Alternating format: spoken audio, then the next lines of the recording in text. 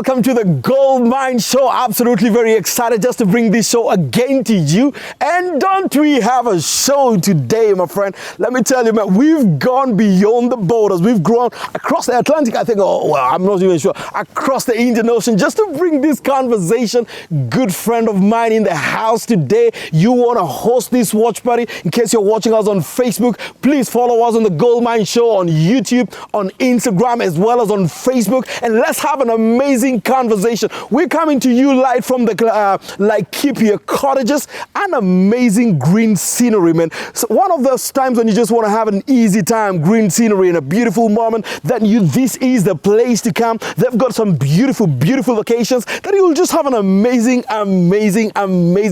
And so come on down, man, and enjoy Laikipia cottages right in Kileleshwa, and you will absolutely love it. Now, have you ever asked yourself why sometimes we as Africans begin businesses, they never go past generations? Every one of us feels like you have to start again and restart button.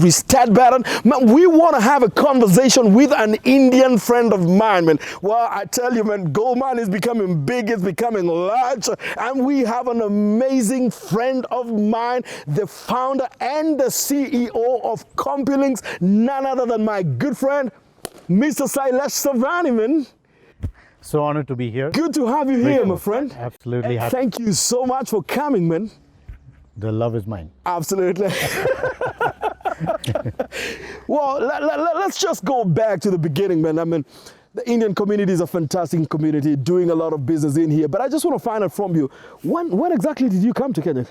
And how long have you been around? Yeah, I came in 1988, so it's 32 years now. 32 years. Yeah. And you must have loved Kenya, man. I love everything about Kenya. The people, the weather, just everything. Yeah. And I hope we are friendly people to you. Absolutely. I mean, you've been more than family for me, and that's what matters, right? 32 years, man. This must be home. Absolutely. I mean, let's just face it, this is home for you. Here. Yeah. More than half. So when I close my eyes and say, "Where's home?" It's Nairobi. Right. It's Kenya. Right. Absolutely. No, thank you, man. Good to have you here. Now, tell me, as you came in, was this a business venture? Was it formal employment you're pursuing? What are the circumstances around which you came? Yeah, so I'm from an entrepreneur family. My father used to run a business, which he doesn't run anymore. But I didn't want to be in that kind of business. He was running it here or in India? No, he was in India. All right. So he was running a trading business. He was good at what he did. Right. But trading was not my thing. Right. So because I was a technology person. Right. So I came here on a job contract with a company called Copycat. Copycat. Yeah. Right. Yeah. And I worked with them for 6 years. Right. Set up the software business for them. Right. And then And you're done with Copycat. So you actually come from an entrepreneurial family. That's right. So that runs in your family. Yeah, perhaps. Yeah, in the blood, I guess. I keep asking, is every Indian born an entrepreneur, man? I mean, you guys are just all over in the entrepreneurial space. But I mean, it's Kenyans are no less, right? I mean, look at the Kenyan entrepreneur spirit. Right. It's just incredible. I think we've got the maximum number of startups here. Yep. The maximum number of youth who are involved in their own little, small, big, medium-sized businesses. Right. Yeah, so we're similar, I guess. So when we talk about entrepreneurship, we talk about Indians and Kenyans. Yeah, I think we are equally leveled. I think there are differences in the way we do business, and perhaps what you spoke about. Yeah. Right. Yeah. And it probably raises the question: are entrepreneurs born? Are they made? I would say a little of both, right? I mean, but again, you're not born with everything. Yeah. And there is always a room for somebody to become what he is. Yep. Right. Yep. And it's a matter of training, it's a matter of attitude, it's a matter of exposure as well, and how you grab the moment, grab the opportunity, and also create opportunities for yourself, right? Correct. So opportunities not necessarily come knocking your door. Yep. There are people who've created opportunities and become successful, become big, and become what they are. Right. You're going to have to look for those opportunities. Yeah, and create. Right? And create those opportunities. Yeah. Growing up, did you work in your father's businesses? Not myself, but my siblings did. I was doing a little bit of work for my dad, which is where I learned my software development. So I was developing software for him in his business in 80 something when PC was a new thing. So in that context, yes, I was working for my dad. Yeah. And the rest of your siblings were also part of his business as well? Yes. Right. So. And I guess just sitting in that environment certainly does nurture it. Yeah, yeah. You see the ups and downs. You see the tough moments. You see how decisions are being taken. Right. You see how fights are being fought. Yeah. You know? And you see how celebrations are Right. Are being. You have a front row view to all of this drama. Absolutely. Yes. Yes. I've always been curious. So, for example, in your case, were you there voluntarily, or were you required by that? You've got to be here, and does this thing happen voluntarily when we see a lot of those families in there? So it's a mix of both, right? Yeah. So I mean, there are so far my dad obviously wanted me to join the business. Yeah. But when I said, look, this is not my thing. Right. He gave me the open sky to say, look, you go and Be fly. you. Yeah. Yeah. And I think that to me was a huge thing. Right. To get that freedom and the liberty. Right. And some siblings, I mean, are forced to take on. And you know, I mean, I was the youngest in the family. Oh, So- you're the last one in your family. Yeah. Right. So for I was the most spoiled. Right. And And I'm sure the rest of the siblings could see this spoiled, right? Yeah. Yeah. So it worked for me, right? So I was not kind of expected Yeah. to kind of take the inheritance. Right. So and I think that worked for me, and it's worked for the family. Right. Now this is mainstream business for us. Right. Yeah. And why the elder siblings for you? Did they continue with your father's business? Yeah, for a while, and then my eldest brother still continues in India. Right. But the rest of us have moved on to the business that I started building. Right. 26 years back. Right. So 32 years ago, you come and you start off with Copycat and get going, work for them 6 years, and then from there, what happens? And at what point we then start Compulinks? So in 1996 is when we started. 1994 is when we started Compulinks. That's about 26 years ago now. Yeah. Right. Yeah. So I mean I decided that I had to do more than what I could do at Copycat, and it was a great company, great people. My bosses have been super supportive, and so I told them about 8 or 9 months into my plan that look, I'll leave at the end of the year. So I gave them kind of 8 or 9 months notice. Yep. To then, and at that time I didn't know what I was going to do, to be honest. I said I just needed some time off to figure out what's going on, you know, and what can I do, right? But the path So was you clear. give notice without clarity what you want to do. Yeah. I was Who not does sure. that, Sailesh? Who does it? You know, you need downtime, right? Right. Downtime to kind of think through that. Okay, now that I'm done, what's the next phase going to look like, or what is my next step? But at what right? point do you determine I'm done and I don't want to continue with this any longer? How do you get there? I think it was about making your own decisions and being able to do more than what you are doing. I mean, with respect, of course, every job has its own confines. You know? Right.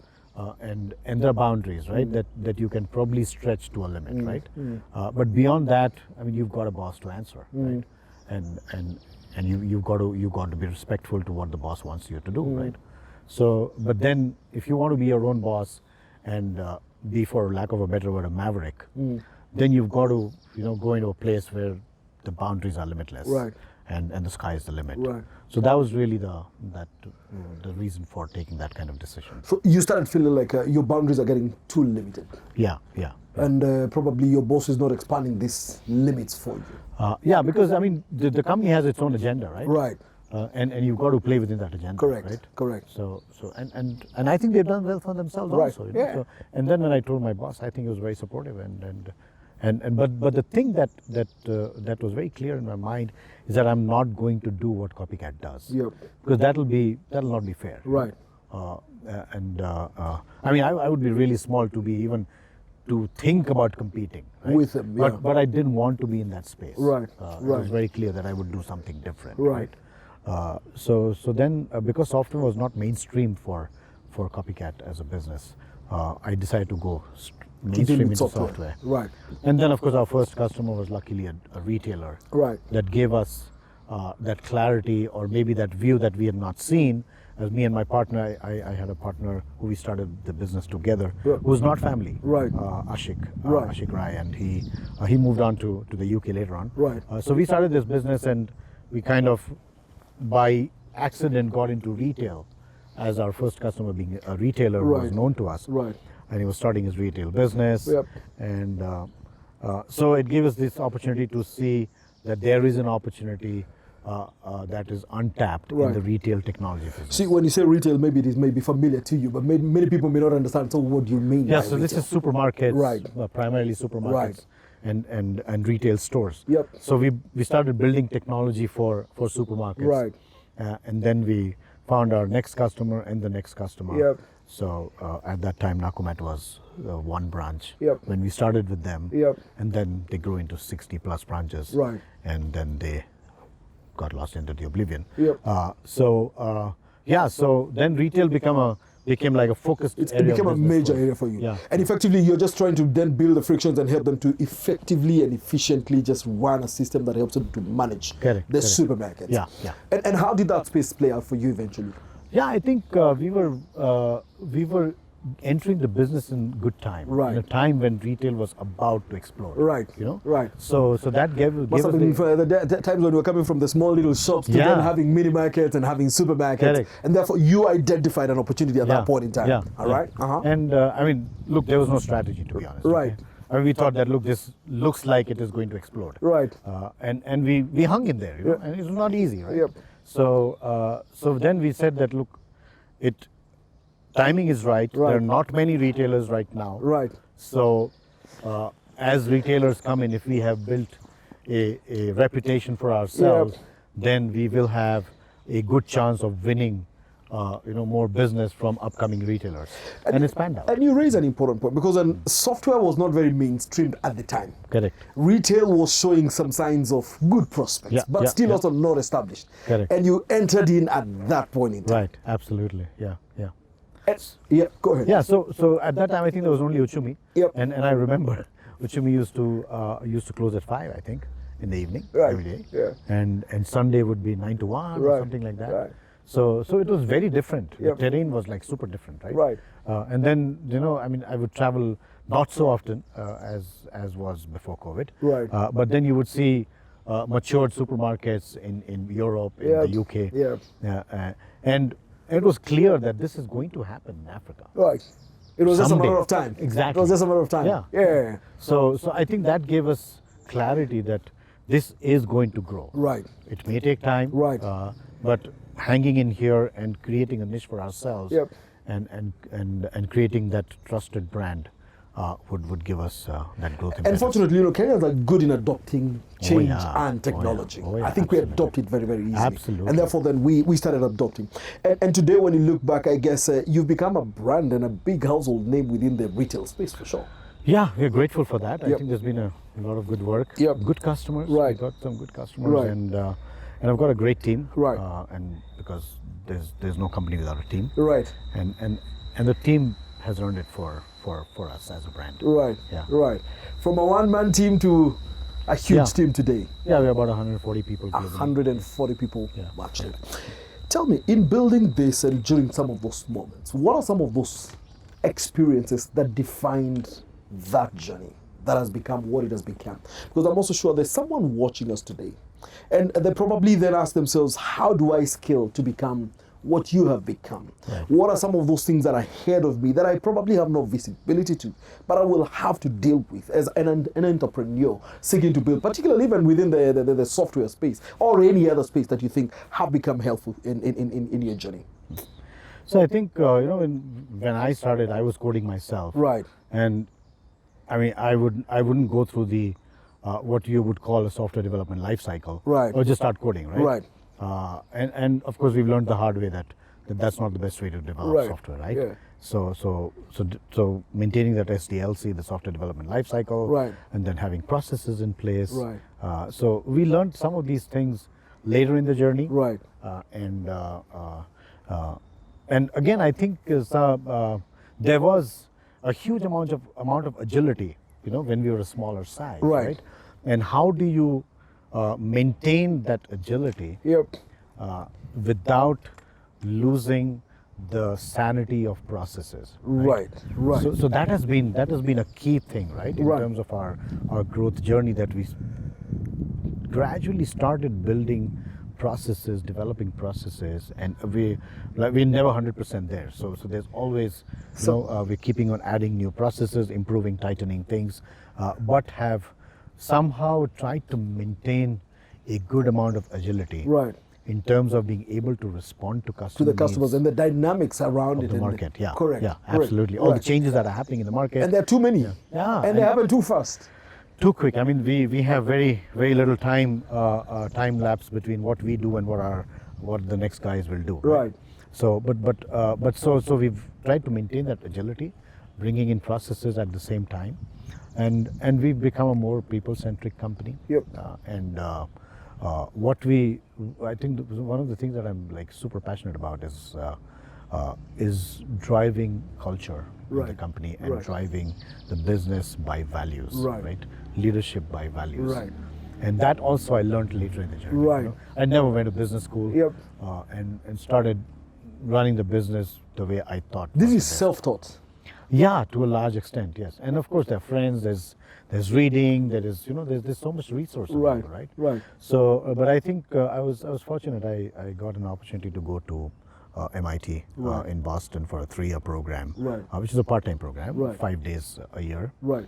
You would be on campus and learn new things about business. Mm. So we started at ground zero and talked about mission, vision, core values, and so on. So before we started that So at program, what point of your business was this? this was in 2014. 2014. Yeah. All right. Yeah. So 20 years, I guess, into the business. Yeah. 20, Yeah. 16 years into the Yeah. business. Yeah. Yeah. So, Sorry. so when I went to MIT, one of the core lessons that I learned is the importance of core values. you know. Right. And before I went to that program, our core values were just words, and they were posters in the They office. didn't have meaning yet. Yeah, yeah. They didn't They- have the life as yet. Exactly. Right. They were there because we had to have them. Yes. You know, Ticking Because a they were- box. Yeah, exactly. You're just ticking a box. Yeah, yeah. So there, I don't even. So you're remember looking for it. an intelligent thing to say, not necessarily because you believe in it, but it's correct. just right. Absolutely. Right. So then when I came back, Yep. I was clear that these are fluffy words. Correct. That don't mean nothing, right?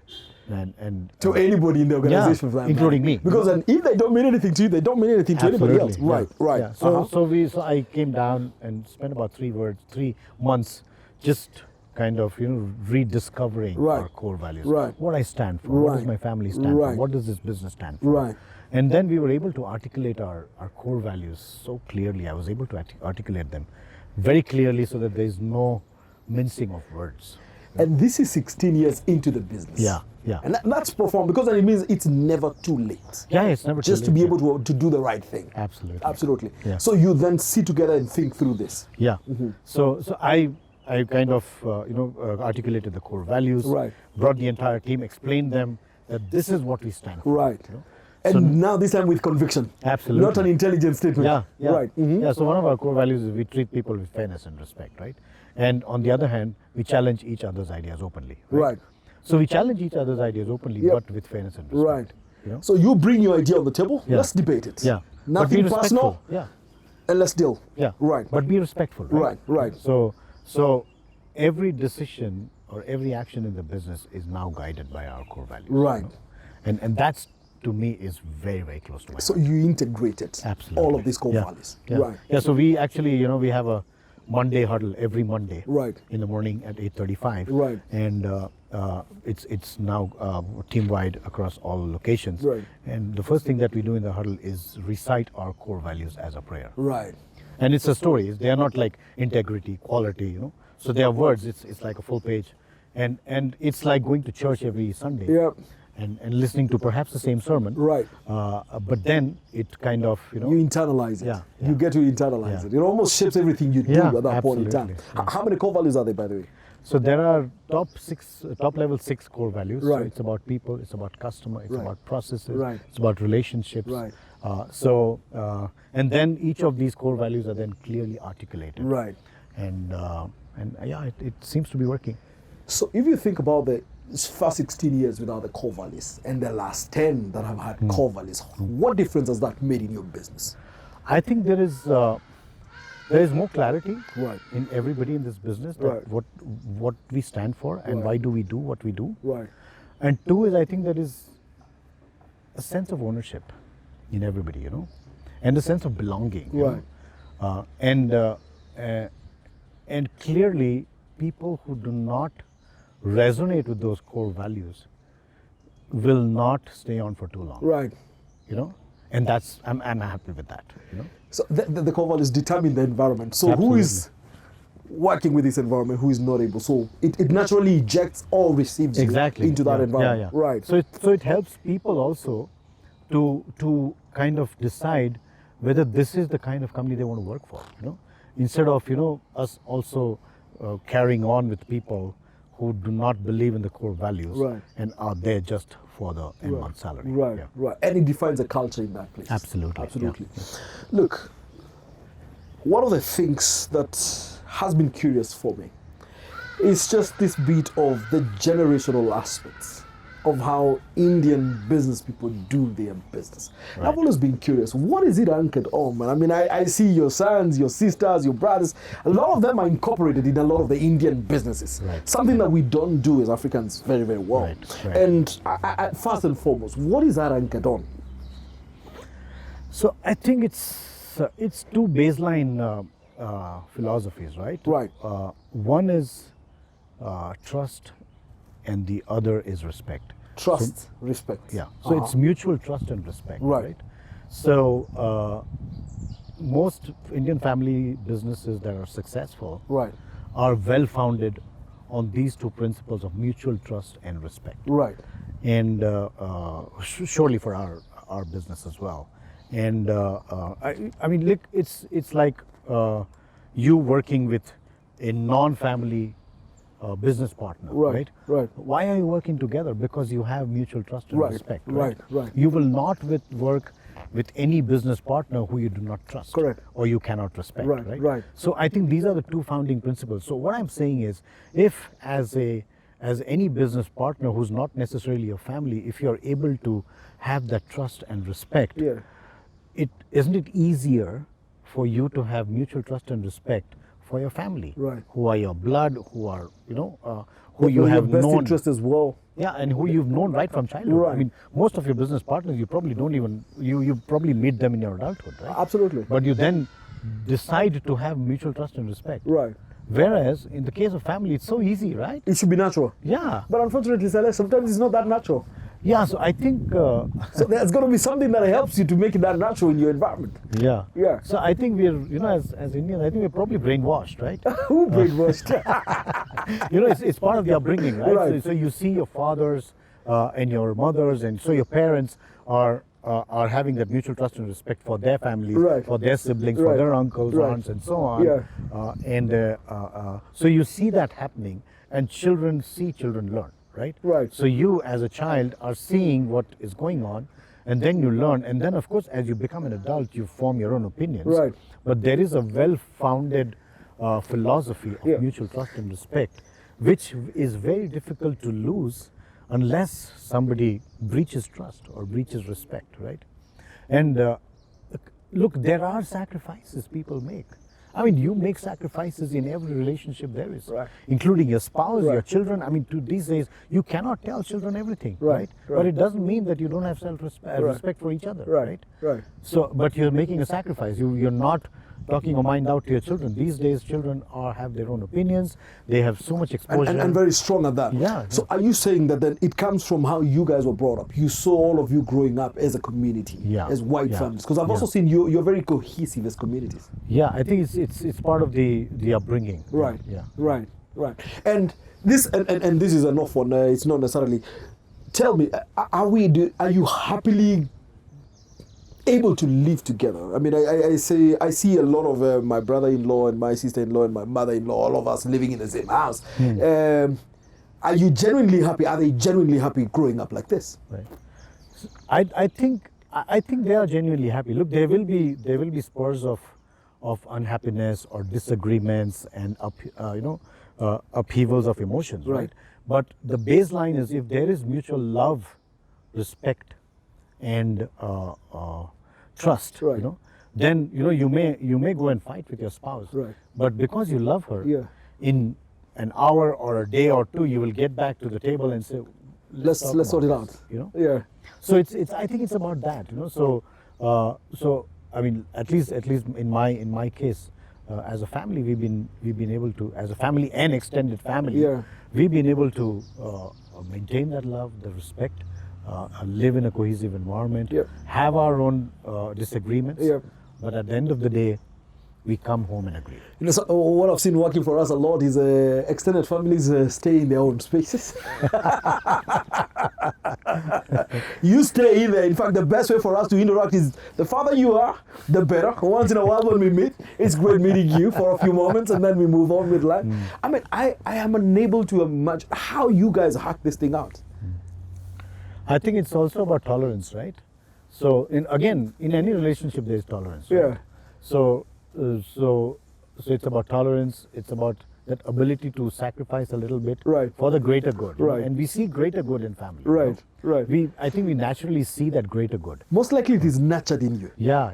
It's and then, of course, everything boils down to personal egos, right? You have Right. egos in people Right. who are who are not willing to look at the other person's point of view. Right. And I think we are all maturing to understand the goodness, that lies in the greater good of family. I must say, Sailesh, man, it's easier said than done for. No, I know. I mean, It must be really a cultural issue for you, for sure. yeah. But I mean, look, there are Indian families where this doesn't work as well. Right, right. So there is one is the way that we are brought up, Yep. right? And two is also a personal thing, right? Right. How are you personally aligned to your family's core beliefs and core values? Right. I mean, there are families where there are huge differences and brothers not talking to each other, Right, right? right. And so you would have those kind of families also in the Indian community. Right. But as a baseline, I think majority of us are kind of well aligned, and we are able to cohesively work together. And Yeah. therefore build the trust issue and Correct. also build the mutual respect. Correct. And therefore then when you look at the long term, then you're saying it is better for me to bring this family together and Right. let them be part of this. They're the first people I knew. Absolutely. They have my good at heart and all of that. Correct. So then consciously you bring them into business. And I think a lot of the more matured family businesses, Right. Indian family businesses, have things like the family constitution, All right. which actually defines how a family member is inducted or employed in the business. Really? And it's very well documented, right? So there is. It's even documented. Yeah, it's a family constitution. So we sit as a That- family and draw that constitution. Yeah. Wow. Yeah. Wow. And I think that that then gives the comfort to people. And therefore, everyone in the family is clear about our constitution. Yeah, exactly. If you're going to be onboarded as a director in the business, this is how we onboard you. Absolutely. And this is the criteria you must also Correct. meet. Yeah. So it's not just default because your family you'll be occupying certain positions. Absolutely. It's Wow. not that way. Wow. I mean, we've done it in our business. We onboarded my brother's daughter into the business Right. because she's gone. Right. So she was not finding a job. So we said, look, why don't you apply with us? Right. So And she applies. Yeah. So she says, apply. So I said, sweetheart, just Go ahead just and trust the apply. process. Yeah. Trust the process. Yes. You're our daughter, but trust the Yeah, process. yeah. So she went on and applied, and then Right. she was like telling me, she calls me Kaka. So she says, Kaka, I told my family, my friends that I'm applying in my dad's and my uncle's business. They're all laughing at me. It should almost be obvious that Yeah. that will pick you in. Right. So then I went to our HR lady and said, look, you will receive an This application. application, right. The second name is Savani family name. Right. She's family, but just do the way. Go things through the are done. process. Yeah. So she's invited for an interview as Yeah. well. Yeah. Wow. So then she's. And this is a founder and CEO saying Yeah. subjected through all of this. Yeah. Wow. And I'm the last one, right? And my brother is also a shareholder in the business. Right. And he's elder than me. Right. But I'm the CEO and the founder. Right. But otherwise, in Indian families also, the elder brother is the CEO. Right. Right. Right. But in our case, my brother says, look, you're better at this. You know this business line better. Right. So you be the CEO. Right. And I'll back you up. Right. So and it takes a lot for an elder brother to do that, right? Because ideally you should not be the CEO. Yeah. Because from a family. Hierarchy perspective. Yeah, he's Right. the CEO, Right. But he's kind of. Just by the virtue of the fact that he's your elder brother. Yeah, exactly. Yeah. Wow. So we've demonstrated. So how did that. you guys resolve that part? You guys sat and amicably agreed? I don't even remember when it happened, but then there was a time when we were like equals perceived equals in the business, Right. then people would be confused that whose making instructions the are we decision. supposed to take here? Yeah, exactly. Right. So then one fine day my brother said, look guys, don't come to me for decisions. Go to Sailesh. He's the CEO. When you founded the company, was he part of that initial part? No, not initially. He later joined in. Yeah. But now he comes in and he's still your elder brother, therefore he takes a certain position. Correct. How do you deal with that, man? I mean, I have started a business and my elder brother has come and now I need to relegate my position Right. because he's come in. Yeah. It was your vision in the first place. Correct, absolutely. So I think my brother understood that, right? And it's not easy for elder brothers to do that, right? So it must have been a huge sacrifice for him internally, but I think it was smart. So let me ask you this question, Sailesh. What if he did not understand? Would you have allowed him to become the CEO on your vision? I don't know, to be honest. Maybe I would have, yeah, out of respect, right? You would have. Yeah. So this family structure is a very critical part of Yeah. how you function. Yeah. So when my brother's daughter, then she came into the interview, and she the HR lady really liked her, right? So she offered her a job immediately, Right. And then offered her some entry level, I don't even remember, 30,000 shillings. Yeah. She was like super happy, So, and then in the interview, I must tell you this. So in the interview, she said that, look, I've got to take a trip for 10 days. Right. After a month. Right. So I That's can some join. business to do. Yeah. So Yeah. I can join after a month. Right. Or if you want me to join now, then I'll need those 10 days Right. off. Right. So the HR lady must have said, look, you just join, we'll give you the 10 days off. Okay.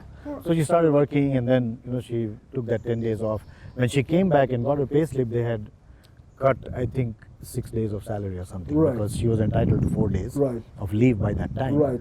And 6 days was unpaid leave. Right, right. So she's like, offline at home asking me, Look this at is what not these guys fair. did, man. Yeah, What's up with exactly. your HR guys? Yeah. Right. So I asked her, why don't you check the employee manual? Yeah. What does it say? You're not making it any easier. And my brother is watching this from far, right?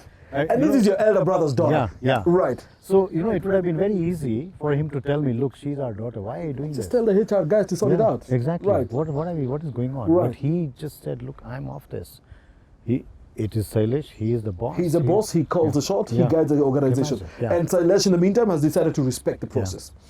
You mentioned to me your own wife works in there. And some points she reports to someone different from you. Yeah. So, there was a time when she was in procurement. Right. And she would report to the finance manager. Right. And the finance manager Reports was to reporting you. me. Right. Right.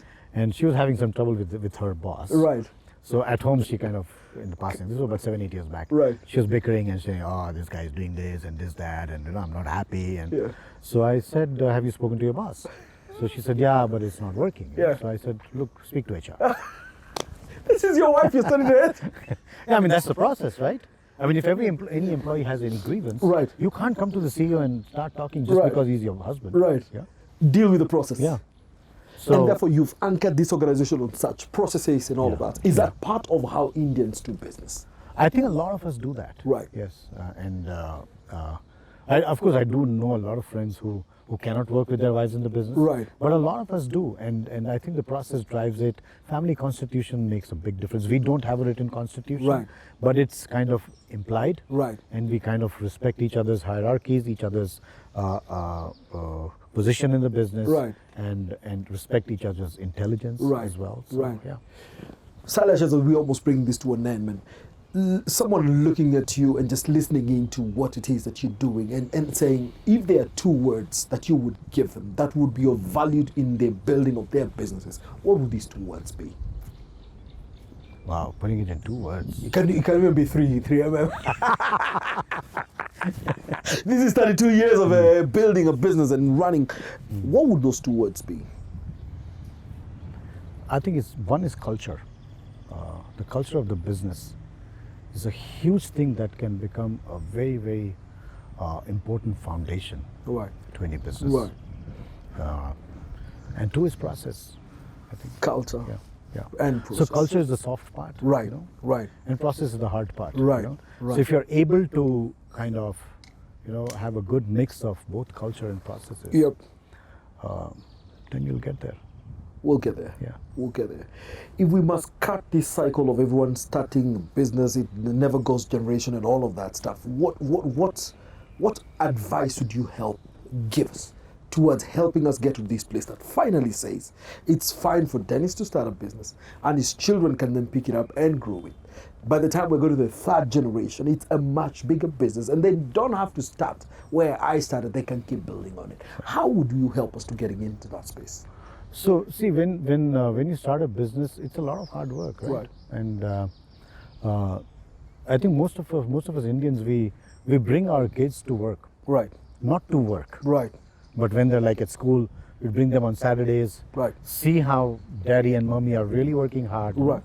and doing a lot of work Right. to make ends meet, Right. and to give them the comfort that they're seeing, right? Right. So as they see that, Right.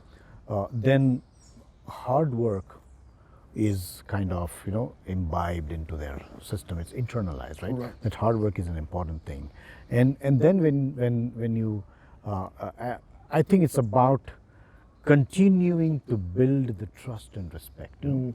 Having even internal conversations within the family cannot be out of mistrust or out of disrespect. And that, like I said, children see, children learn. So when they see all this happening, it's again leadership by example, right?